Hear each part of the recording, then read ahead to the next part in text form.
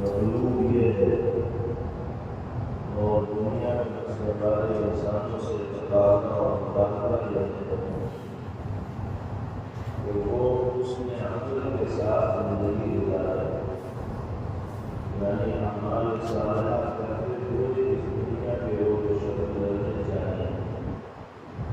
جس انسان کی زندگی میں ایمان ہوگا اور اعمال صالحہ ہوں گے، اللہ دنیا کی زندگی بھی اس کے لیے خوشگوار فرمائیں گے اور آخرت کی سرخروئی اور نجات بھی اس کا مقدر ہے۔ اللہ تعالیٰ ہم سب کو اعمال صالحہ کو انجام دینے کی توفیق عطا فرمائے۔ پھر یہاں ہمیں یہ سمجھنا ہے کہ کچھ اعمال ذاتیہ کہلاتے ہیں اور کچھ اعمال باطنہ کہلاتے ہیں۔ یہ اعمال ذاتی اور اعمال باطنی کے جن اعمال کا تعلق ظاہر سے انسانی جسم کے اعضاء اور جوارح جن اعمال پر انجام دیتے ہیں، نماز ہے، روزہ ہے، زکوٰۃ ہے، حج ہے، لوگوں کے ساتھ اچھا برتاؤ کرنا ہے، اللہ سے پیش آنا ہے، یہ سب چیزیں اعمال ظاہرہ کی ہوئی ہیں۔ اور اعمال باطنہ یعنی وہ اعمال کے جن کا تعلق انسان کے قلب کے ساتھ ہے، دل کے ساتھ ہے۔ اس میں بنیادی عمل نیت ہے، کیونکہ نیت ہی کی درستگی پر تمام اعمال کی قبولیت اور عدم قبولیت کا دامدار ہے۔ اسی طرح صبر کے جذبے کا دل کے اندر پایا جانا، شکر کے جذبے کا دل کے اندر پایا جانا، ہر معاملے میں اللہ کی رضا حاصل کرنے کا جذبہ دل کے اندر موجود ہونا اس کو اخلاص کہا جاتا ہے۔ اللہ کی مخلوق کے سلسلے میں ہمدردی اور خیرخواہی کے جذبات کا دل کے اندر پایا جاتا ہے۔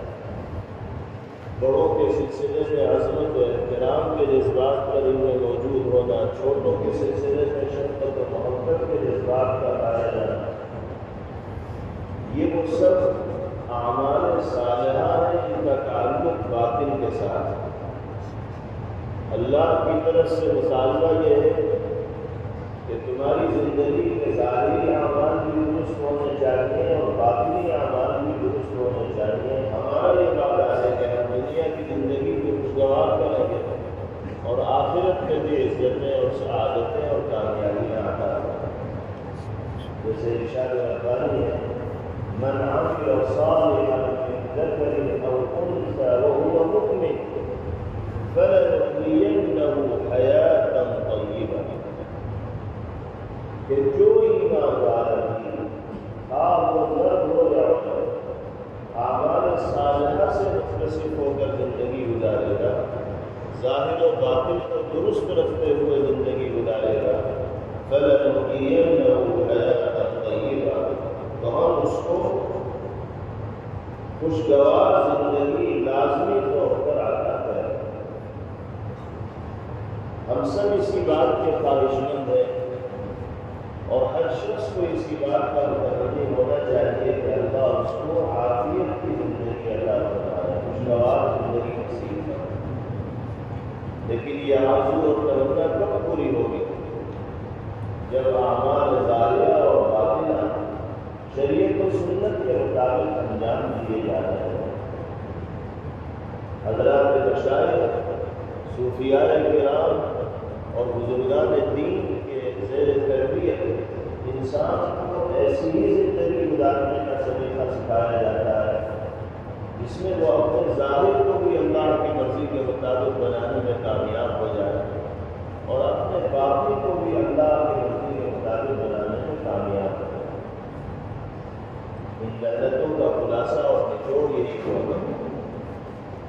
اب دیکھنا یہ ہے کہ ظاہر اور باطن اعمال صالحہ کو انجام دینے کے عادی کیسے ہو پائیں گے۔ اعمال ظاہرہ اور باطنہ شریعت و سنت کے لیے ہمیں کچھ کرنا پڑے گا؟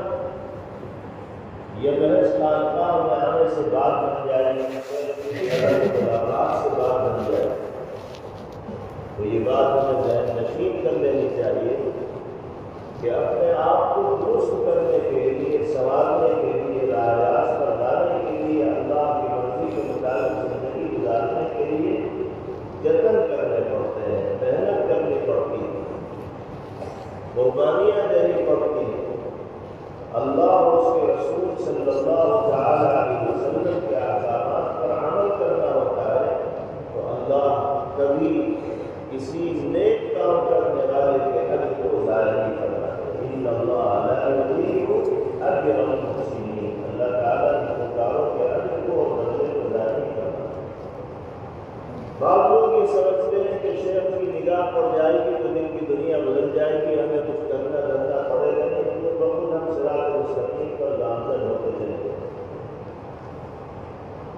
یقیناً اللہ والوں کے چہرے میں نورانیت ہوتی ہے، روحانیت ہوتی ہے، کشش اور جاذبیت ہوتی ہے، اتباع سنت کا نور ان کے چہرے سے جھلک رہا ہوتا ہے، طبیعتیں ان کی طرف مائل ہوتی ہیں، ان کو دیکھ کر اللہ کی یاد آنے لگتی ہے، دل کے اندر رغبت و نرمی بھی پیدا ہوتی ہے، لیکن یہ ساری کی ساری چیزیں ہم وقت نہیں ہوتی، اور اگر کبھی ہوتی بھی ہیں تو عارضی ہوتی ہے، دائمی نہیں ہوتی۔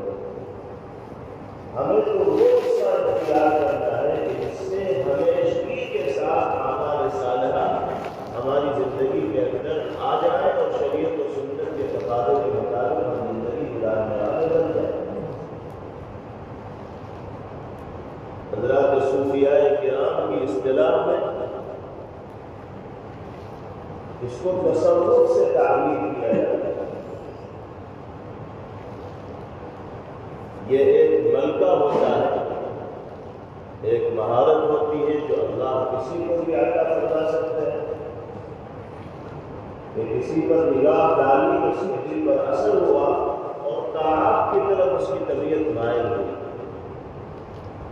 لیکن یہ کوئی دائمی علاج نہیں ہے کہ مستقل انسان کی زندگی ایک نظر سے بدل جائے گی اور ہر شخص کو تصوف کا یہ اختیار حاصل ہوگا۔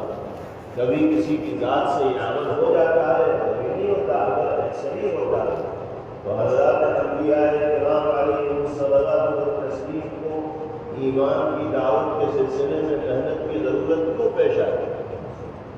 وہ تو سب سے نگاہ ڈالتے تھے اور بستی کی بستی مومن ہوتی چلی جاتی، سب کے دل کے اندر وہ ایمانی اترتا چلا جاتا۔ انبیاء کرام علیہ الصلاۃ والتسلیم سے بڑا رفیع المرتبہ اور عالی مقام انسان کون ہو سکتا ہے؟ جب ان کی نگاہ میں ہم وقت انسانوں کے دلوں کی دنیا نہیں بدل سکتی تو پھر کسی اور ایمان والی کی نگاہ میں تاثیر کہاں پیدا ہو سکتا؟ ہاں، کبھی انسان کے دل پر اثر ہوتا ہے اللہ والوں کو دیکھنے کی وجہ سے، لیکن میں نے عرض کیا کہ یہ سب چیزیں عارضی ہیں، یہ مستقل نہیں ہے۔ ہمیں اس مستقل اس سے کو اختیار کرنا ہے کہ جس کو اختیار کرنے کے نتیجے میں اللہ رب العزت والجلال مدِ قدر تک شریعت و سنت کے تقاضوں پر کاربند ہے۔ اور اس کا کیا ہے؟ اگر اپنے ظاہر و باطن کو اللہ اور اس کے رسول صلی اللہ علیہ وسلم کی مرضی کے مطابق عمل کرنے کا، زندگی گزارنے کا عادی بنانا ہے تو نفس سے مقابلہ کرنے کی عادت پیدا کرنی ہوگی۔ نفس اگر برائی کی طرف آمادہ کرے گا تو ہم ہمت کر کے برائی سے قدم ہٹائیں گے اور اچھائی کی طرف آئیں گے۔ نفس اگر نماز سے دور کرنا چاہے گا ہم نفس پر جبر کر کے نماز کی طرف آئیں گے۔ نفس اگر روزہ رکھنے کے سلسلے میں تعلقوں کی کیفیت ہمارے اندر پیدا کرے گا تو ہم اس نفس پر جبر کر کے اپنے آپ کو روزہ رکھنے کا عادی بنائیں گے۔ اسی طرح اعمال باطنہ کے سلسلے میں اگر نفس ہمیں اس بات پر آمادہ کرے گا کہ ہم دوسروں کو ستانے کا کام کریں، ایذا پہنچانے کا کام کریں، تو ہم نفس کی اس خواہش پر عمل نہ کرتے ہوئے اپنے سامنے والے کے ساتھ ہمدردی کا اور محبت کا اظہار کریں گے۔ اسی کو مقابلہ آرائی کہا جاتا ہے۔ اس مقابلہ آرائی کے لیے ہمت کی ضرورت ہے۔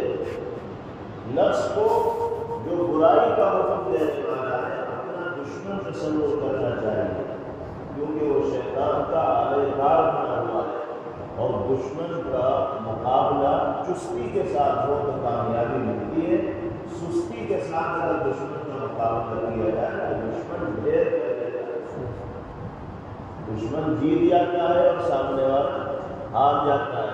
چستی کے ساتھ مقابلہ کرنے کا مطلب یہ ہے کہ دل میں بات آئی کہ چلو جہاں بات کریں گے، ابھی بہت سے گاہک آئے ہوئے ہیں، بہت اہم کام چل رہا ہے، بیچ میں چھوڑ کے جائیں گے تو نقصان ہو جائے گا۔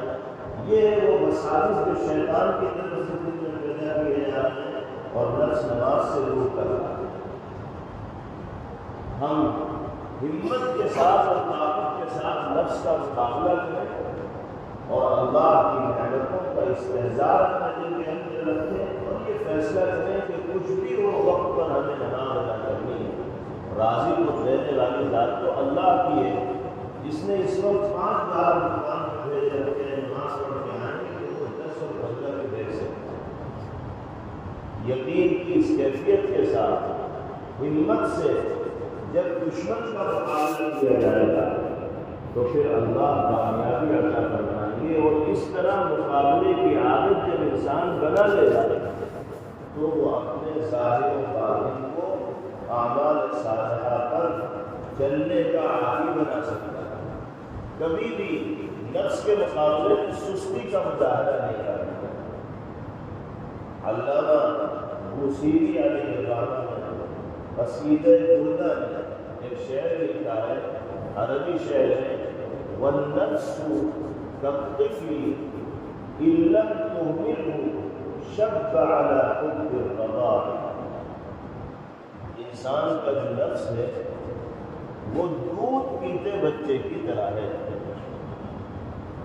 انسان کا نفس شیر خوار اور دودھ پینے والے بچے کی طرح ہے۔ اگر شیر خوار اور دودھ پیتے بچے کا دودھ نہ چھڑایا جائے تو وہ تو جوانی تک بھی دودھ چھوڑنے کو تیار نہیں ہوتا۔ وَإِن تُفْطِمْهُ يَنْفَطِمْ، اور اگر وقت پر دودھ چھڑا دیا جائے تو بچہ دودھ چھوڑ دے گا۔ بالکل یہی صورتحال انسانی نفس کی ہے۔ اگر نفس انسانی کو برائی سے بچنے کا عادی نہ بنایا جائے تو بوڑھا ہو جائے گا اور بدنگاہی نہیں چھوڑے گا۔ قبر میں پیر لٹک جائیں گے، چلنے کی ہمت و صلاحیت نہیں ہوگی، لیکن اجنبیہ کو دیکھ کر لطف لیتا رہے گا، کیونکہ عادت بن چکی ہوگی، مزاج بن چکا ہوگا، نفس کیسے یقین اتر چکی ہوگی۔ جس طرح بچہ ماں کا دودھ نہیں چھوڑنا چاہتا، ایسے ہی نفس بھی گناہوں سے اپنے آپ کو پاک نہیں کرنا چاہتا، اس کو پاک کرنا پڑتا ہے، بنانا پڑتا ہے، عادت ڈالنی پڑتی ہے۔ تو بہت اہم بات حضرت نے ارشاد فرمائی کہ انسانی نفس دودھ پیتے بچے کی طرح ہے۔ اگر بچے کو اسی حال پر چھوڑ دیا جائے اور ماں کی چھاتی سے الگ نہ کیا جائے تو شب علی حب الرضاع، وہ تو دودھ پینے کی محبت ہی میں جوانی کرتا رہے گا، جوانی میں پہنچ جائے گا اور اور اگر دودھ چھڑا دیا جائے گا تو دودھ چھوٹ جائے گا۔ اسی طرح نفس انسانی کو اگر گناہوں کے اندر غرق رکھا جائے تو وہ گناہوں میں اور معاصی میں اترتا چلا جائے گا، باہر نکلنے کی فکر و کوشش نہیں کرے گا، اسے تو پکڑ کے راہ راست پر لانا پڑے گا، اور اس لانے کے لیے ہمت سے کام لینا ہوگا۔ ہم جو بات عرض کرنا چاہتے ہیں وہ یہ کہ نفس کا مقابلہ کرنے کے لیے چستی درکار ہے، ہمت درکار ہے۔ سستی سے کام نہیں چلے گا کہ فجر کے وقت آنکھ تو کھل گئی لیکن بستر نہیں چھوٹ رہا، کروٹوں پہ کروٹیں لے رہے ہیں اور اسی میں نماز قضا ہو گئی. کتنے بھائیوں کی نمازیں اسی طرح قضا ہو جاتی ہیں. وہ چستی کے ساتھ اٹھتے نہیں، سستی کے ساتھ آنکھ کھولتی ہے تو مقابلے میں کامیابی نہیں مل پاتی. شیطان ڈوریاں دے کر دبا کر پھر سلا دیتا ہے اور سورج نکل جاتا ہے تو بستر چھوڑنے کو تیار نہیں. جناب رسول اللہ صلی اللہ علیہ وسلم سستی سے پناہ چاہتے تھے اور چستی کا سوال اللہ رب العزت کے جلال سے فرمایا. سستی ہر معاملے میں کباڑا کرتی ہے. دنیاوی معاملات میں بھی انسان اگر سستی کا مظاہرہ کرے گا تو کامیاب نہیں ہوگا، اور دینی معاملات میں بھی جو آدمی سست رو ہوگا وہ کامیاب نہیں ہوگا. ہر میدان میں چستی کی ضرورت ہے. پڑھنے والے اگر چست ہوں گے، چاق و چوبند ہوں گے تو پڑھائی میں آگے نکل جائیں گے، اور اگر سست ہوں گے تو پھر وہ اپنے ساتھیوں سے پیچھے رہ جائیں گے. اس لیے ایمان والے کو ہر معاملے میں چستی کا مظاہرہ رکھنا چاہیے اور سستی سے بچنا چاہیے. نبی کریم علیہ الصلوۃ والسلام دعا فرماتے تھے اللہم انی اعوذ بک من الکسل والجبن والهرم والبخل واعوذ بک من غلبۃ الدین ومن فتنة الدجال.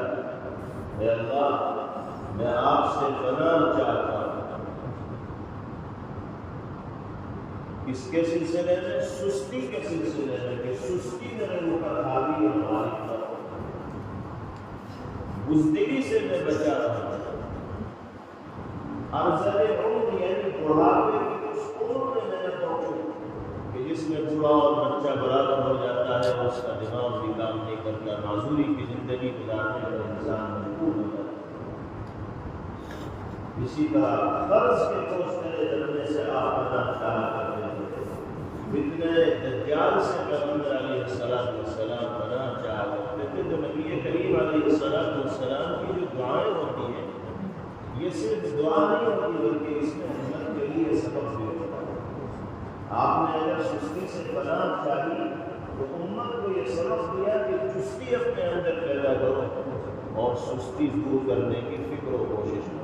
یہ بھی یاد رکھیے کہ سستی نفاق کی علامت ہے. خاص طور سے دین کے معاملے میں سستی یہ ایمان والوں کی نشانی نہیں ہے بلکہ منافقین کی نشانی ہے. قرآن کریم میں فرمایا گیا ان المنافقین یخادعون اللہ وهو خادعهم وَإِذَا قَامُوا إِلَى الصَّلَاةِ قَامُوا كُسَالَىٰ. منافقین اللہ کو دھوکہ دے رہے ہیں.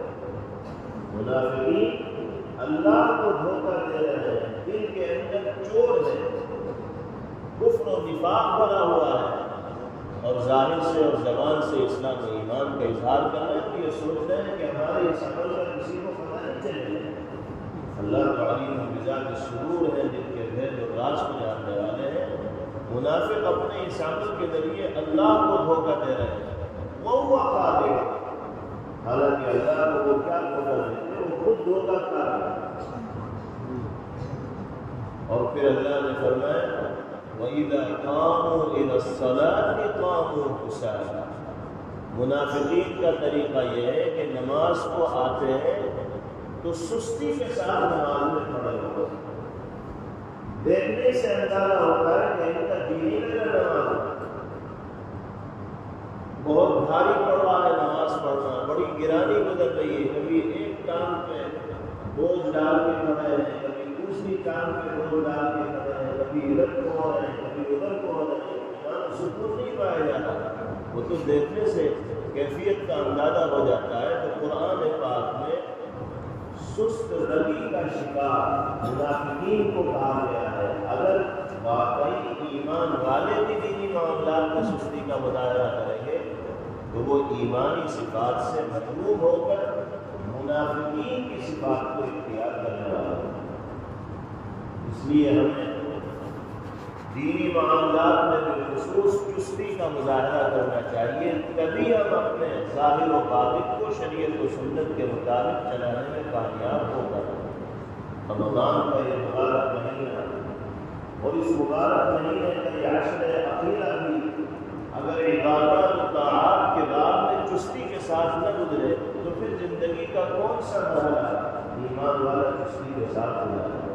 اللہ کا شکر ادا کرنا چاہیے کہ اس نے یہ ماہ مبارک عطا فرمایا، غلامی محفلیں میسر فرمائی، عشر اخیرہ نصیب فرمایا، روزے کی توفیق عطا فرمائی، اعتکاف کے لیے وقت کو فارغ کرنے کا موقع دیا۔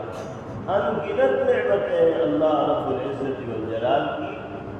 24 گھنٹے کسی وقت چند منٹ کے لیے بیٹھ کر اللہ کی نعمتوں کا صرف تصور کیا جائے اور پھر شکر کا جذبہ اپنے دل کے اندر پیدا کیا جائے۔ شکر ضروری ہے، جیسے ذکر ضروری ہے ایسے ہی شکر بھی ضروری ہے۔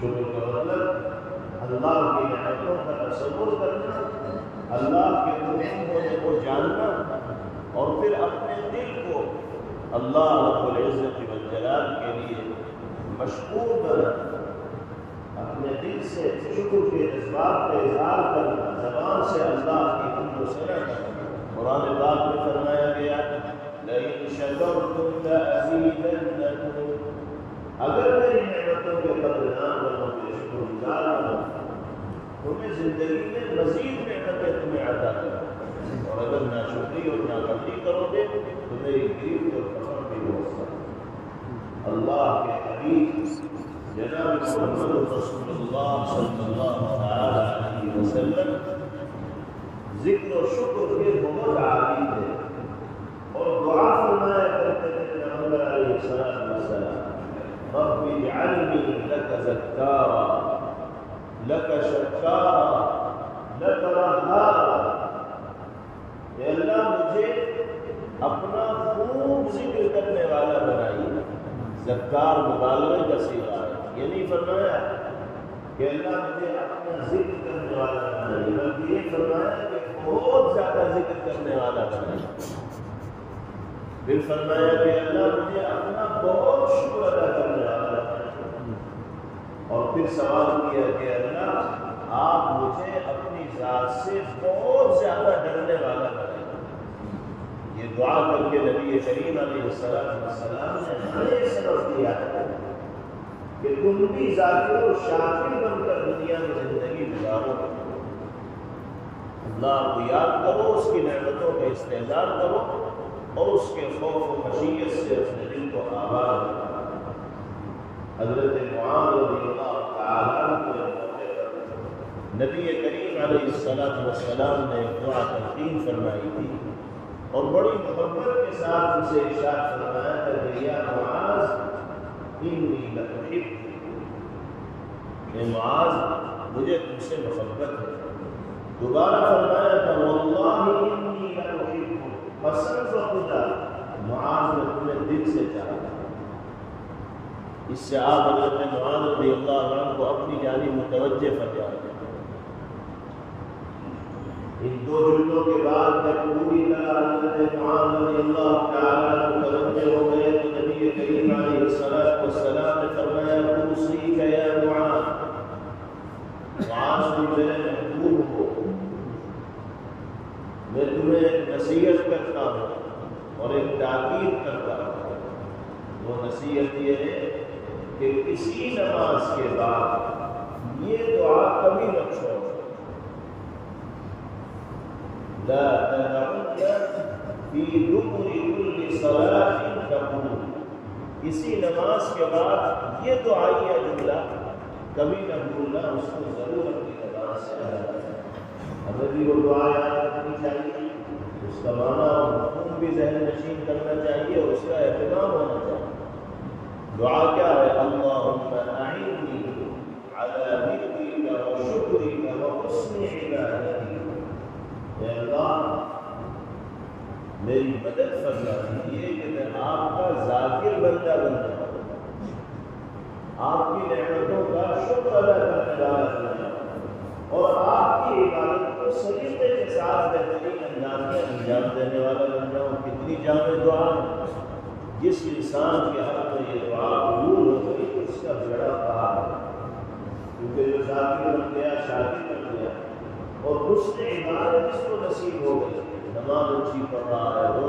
اچھے رکھتا ہے، تلاوت اچھی کر رہا ہے، خیر کے کام سے اس کے انتظام انجام دے رہا ہے، تو پھر دنیا میں بھی وہ معزز و محترم ہوگا اور آخرت میں بھی وہ کامیاب و کامیاب ہوگا۔ اس لیے یہ دعا ہم سب کو یاد کرنی چاہیے۔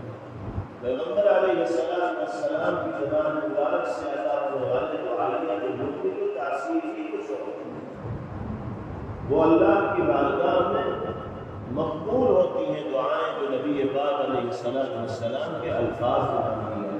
اللہم اعنی علی ذکرک و شکرک و حسن عبادتک۔ ان دعاؤں سے یہ پتہ چلتا ہے کہ پیغمبر علیہ السلام باقاعدہ عبادت کے طور پر شکر کو انجام دے رہے ہیں۔ ایک مرتبہ حضور پاک علیہ السلام نے فرمایا کہ پروردگار عالم کی جانب سے میرے پاس یہ پیغام بھیجا گیا کہ مکہ مکرمہ کو آپ کے لیے سونے کا بنا دیا گیا، لِيَجْعَلَنِي بَطْحَاءَ مَكَّةَ ذَهَبًا، مکے کی وادی سونے میں تبدیل کر دی جائے گی اور بے حساب دولت آپ کے پاس سونے کی شکل میں آ جائے گی۔ یہ پیشکش ہوئی ہے نبی کریم علیہ السلام کو کس کی جانب سے؟ اللہ رب العزت والجلال کی جانب سے، لیکن جواب سنیے نبی کریم علیہ السلام۔ ہمیں تو کوئی دنیا کا ذرا سا لالچ دے دے تو ہم سب کچھ قربان کرنے کو تیار ہیں۔ وہاں اللہ کی طرف سے پیشکش آ رہی ہے اور ادنا اعلان بھی پیغمبر علیہ السلام کرنے والے جواب دیا نبی کریم علیہ السلام نے، یا ربی ولکن اشبع یوما واجوع یوما، اللہ آپ قادر مطلق ہیں، مالک ہیں، آپ سب کچھ کر سکتے ہیں، مکے کی ایک وادی کا سارا رکھے کو آپ سونے کا بنا سکتے ہیں، سونے میں مجھے نہلا سکتے ہیں، لیکن میں تو یہ چاہتا ہوں کہ ایک دن سیر ہو کر کھاؤں اور ایک دن بھوکا۔ کیوں؟ اس کی علت بھی آپ نے بتائی، وجہ اور سبب بھی آپ نے ذکر فرمائی۔ ارشاد فرمایا فَإِذَا جُعْتُ تضرعت الیک وذکرتک، میں ایک دن بھوکا اس لیے رہنا چاہتا ہوں کہ جب بھوکا رہوں گا تو آپ کی طرف طبیعت متوجہ ہوگی، آپ سے فریاد کروں گا، آپ کے در پہ آؤں گا، آپ کا ذکر کروں گا، آپ کو یاد کروں گا، اس لیے کہ پریشانی میں انسان کو خدا کے سوا کوئی یاد نہیں ہے۔ جب سب ہاتھ کھڑے کر دیتے ہیں تو انسان اللہ ہی کی طرف دیکھتا ہے۔ ایمان والے کے درکنار جو غیر ایمان والے بھی ہوتے ہیں، ان کے لیے بھی جب دنیا سہارا نہیں کرتی تو پھر اوپر والے کی طرف ان کی نگاہ جاتی ہے، چاہے وہ اوپر والے کو مانتے نہ ہو، لیکن اخیر میں وہ اس بات پر مجبور ہوتے ہیں کہ بگڑی بنانے والی ذات کو اسی آپ نے فرمایا فَإِذَا جُعْتُ تضرعت الیک وذکرتک، ایک دن سیراب ہو کر جینا اور دوسرے دن بھوکے ہو کر زندگی گزارنا اس لیے چاہتا ہوں کہ جس دن بھوکا رہوں گا تو آپ کی یاد آئے گی، آپ کے در پہ فریاد کروں گا اور آپ کا ذکر کروں گا۔ وَإِذَا شَبِعْتُ شَكَرْتُكَ وَحَمِدْتُكَ، اور جس دن پیٹ بھر جائے گا سیلاب میں رہوں گا تو آپ کا شکر ادا کروں گا اور آپ کی حمد و ثنا اور تعریف میں منہمک و مشغول ہوگا۔ تو اللہ کے حبیب صلی اللہ علیہ وسلم اپنی زندگی سے وہ موقع ضائع نہیں ہونے دیتے جس موقع کے نتیجے میں اللہ کے شکر کی ادائیگی کا موقع میسر ہو۔ یہ اہتمام ہے پیغمبر علیہ السلام کی زندگی میں شکر کی ادائیگی کا، اس لیے انسان کو اللہ کا شکر گزار بھی ہونا چاہیے اور اللہ کے بندوں کا شکر گزار بھی ہونا چاہیے۔ یہ بھی سمجھ لیجیے اللہ کا شکر گزار تو ہو نہیں، حقیقی نعمتوں سے سرفراز کرنے والے اللہ رب العزت والجلال ہی، لیکن اگر اللہ کے بندوں میں سے کوئی ہمارے ساتھ اس نے سلوک اور اچھا معاملہ کر رہا ہے تو ہمیں اس کا بھی شکریہ ادا کرنا چاہیے۔ نبی کریم علیہ السلام نے فرمایا لا يشكر الله من لا يشكر الناس، جو اللہ کے بندوں کا شکر گزار نہیں ہوتا وہ اللہ کا بھی شکر گزار نہیں ہوتا۔ حضور پاک علیہ الصلوۃ والسلام نے حدیث میں ارشاد فرمایا من صنع الیہ معروف فلیجزئہ فإن لم يجد ما يجزئه فليثني علیہ۔ فرمایا کہ جس انسان کے ساتھ کوئی بھلائی کا معاملہ کیا جائے تو اس کو بدلہ دینا چاہیے اس آدمی کو جس نے اس کے ساتھ بھلائی کا معاملہ کیا۔ اپنے محسن کو کبھی بھولنا نہ چاہیے۔ آگے وقتوں میں کوئی کام آیا اور اس نے آپ کی مدد کی اور تعاون کیا تو اسے ہمیشہ یاد رکھنا چاہیے، کوشش کرنی چاہیے کہ ہم اس کے احسان کا بدلہ دیں، اسی لیے اللہ۔ پھر فرمایا آپ نے کہ اگر تمہیں وہ چیز میسر نہ ہو پائے جس سے تم اپنے محسن کا بدلہ ادا کر سکو تو کم از کم اپنی زبان کو حرکت دے کے اس کی تعریف میں دو بول تو بول دیا کرو۔ یہ اس میں بھی کچھ جا رہا ہے۔ ہماری صورت حال یہ ہے کہ لوگوں سے فائدہ خوب اٹھا لیں گے، جب ضرورت پڑے گی مدد و تعاون کی درخواست کریں گے اور لوگ مدد کر دیں گے تو اس سے فائدہ اٹھائیں گے اور بعد میں اس کا کوئی ذکر کرنے کی ضرورت محسوس نہیں کریں گے۔ پیغمبر علیہ السلام فرماتے ہیں کہ اگر کوئی مادی بدلہ تم نہیں دے سکتے محسن کو تو کم از کم زبان سے اس کے لیے تعریفی جملے تو لوگوں کے درمیان بول دو۔ پھر آپ نے فرمایا کہ اگر کوئی تعریفی جملہ اپنے محسن کے سلسلے میں بولے گا تو وہ شکر ادا کرنے والا ہے، وَإِن كَتَمَهُ، اور اگر تعریفی جملہ بھی نہیں بول رہا ہے تو وہ ناشکری کرنے والا ہے، فقط کفر۔ تو اللہ کا شکر گزار بھی بنے اور بندوں کا شکر گزار بھی بنے۔ ایک روایت میں آپ نے فرمایا مَن صُنِعَ إِلَيْهِ مَعْرُوفٌ فقد قال لفاعله جزاك الله خيرا فقد أبلغ بالسلام، کہ جس آدمی کے ساتھ کوئی بھلائی کا معاملہ کیا اس نے جواب میں جزاک اللہ خیرا کہا تو اس نے تعریف کی انتہا کر دی اپنے محسن کی۔ محسن کی جتنی تعریف ہو سکتی ہے جزاک اللہ خیرا کے ذریعے تعریف کی، اس لیے جزاک اللہ خیرا اس جملے کو ادا کرنے کا تو عادی ہونا ہی چاہیے۔ اللہ تعالیٰ بہترین بدلہ عطا اور پورا جملہ بولنا چاہیے، صرف جزاک اللہ نہیں بلکہ جزاک اللہ خیر، جزاک اللہ اللہ بنا دے اور جزاک اللہ خیر اللہ بہترین بدلہ۔ تو بہترین کو کچھ چھوڑ دیں، جزاک اللہ کے ساتھ احسن جزاک کو جوڑیے یا خیرن کو جوڑیے۔ اللہ ہم سب کو ذاکر و شاکر کا دنیا میں بہترین بنانے کی توفیق نصیب فرمائے۔ وصلی اللہ تعالی علی خیر خلقہ محمد وآلہ وصحبہ۔ Thanks for watching. Don't forget to like, comment, share and subscribe to Al Wahid channel.